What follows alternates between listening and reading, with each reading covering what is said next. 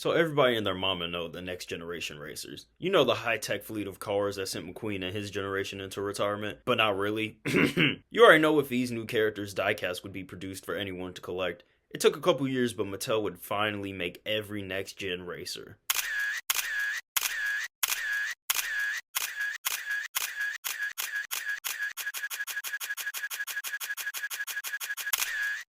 All except one. 𝗫𝗵𝗏𝗏. 𝗫𝗵𝗏𝗏 is the next-gen racer for Apple in the Piston Cup, and unfortunately has never gotten a 1/55 scale release. It's believed he hasn't because of copyright issues, and yeah, that makes sense, but it's weird because he's gotten 3 other diecast releases, 2 by the Disney Store and 1 by Tomica, so I have no idea why Mattel couldn't. It's not like this would have been their first time collaborating ever. Just look at the actual Mac iCar. To be fair, his release was exclusive to that one 36-pack, but my point still stands. The more time that passes, the more unlikely we'll ever get an official release, so you already know customizers came clutch. For years, customizers would make their own 𝗫𝗵𝗏𝗏s to have in their collection, myself included. I created 2 𝗫𝗵𝗏𝗏s before. The first was made in early 2018, that was a really shitty repaint of Jackson Storm, which got redone to look slightly better, and the second from later on that year I actually still own.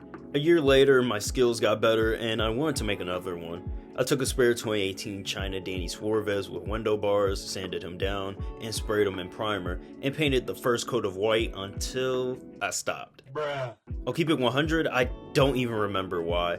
I think it's because I started focusing on the Racing Rude cars and he got thrown into the back burner. He didn't go unused as the work-in-progress body got the job of being set dressing. You can literally still see the remnants of the first coat of white in some scenes. That was his fate up until I decided to finish the custom this year. So how did I do it?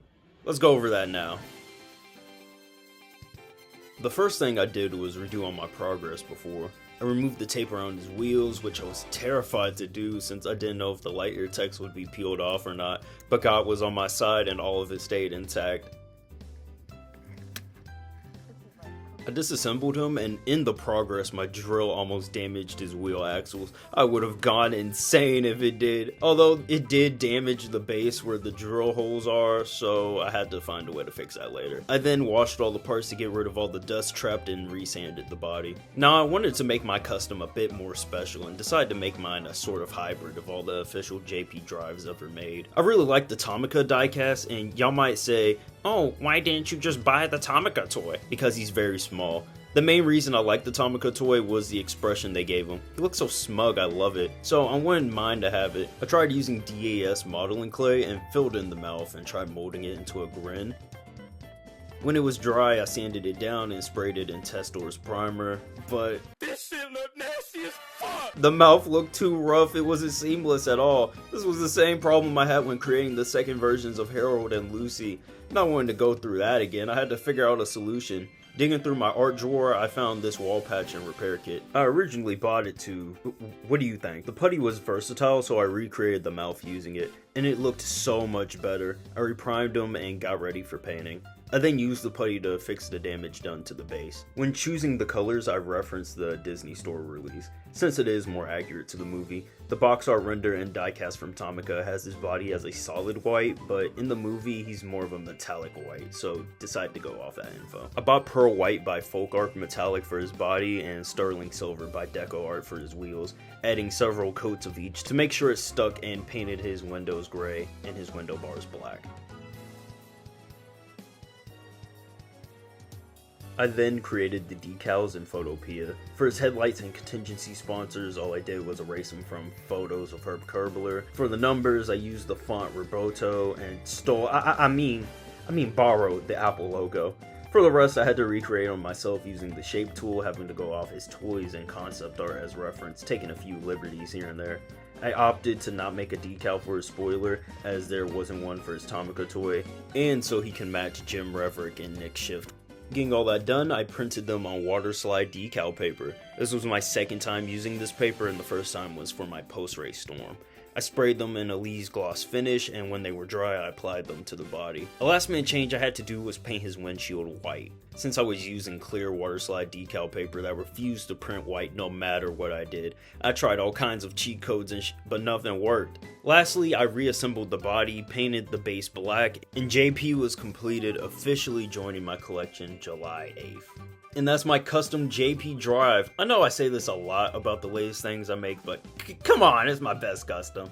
I'm really happy with him, and he fits with my other next gens so well. Although I do want to remake him in the future. I'll have to buy a new Will Rush and turn my old one into a definitive version of JP since mine has the wrong spoiler. I then want to try to correct the decal paper to properly print everything. Some are very blurred, and that's my fault for not applying them correctly, and the eyes get more botched the more you look. Plus, I sort of want a JP with a determined racing expression to match the rest of the next gens. The happy expression is very novel, but what can I say, I'm a sucker for tradition. I'm extremely proud to have him part of my collection. Now let's get this guy on the track.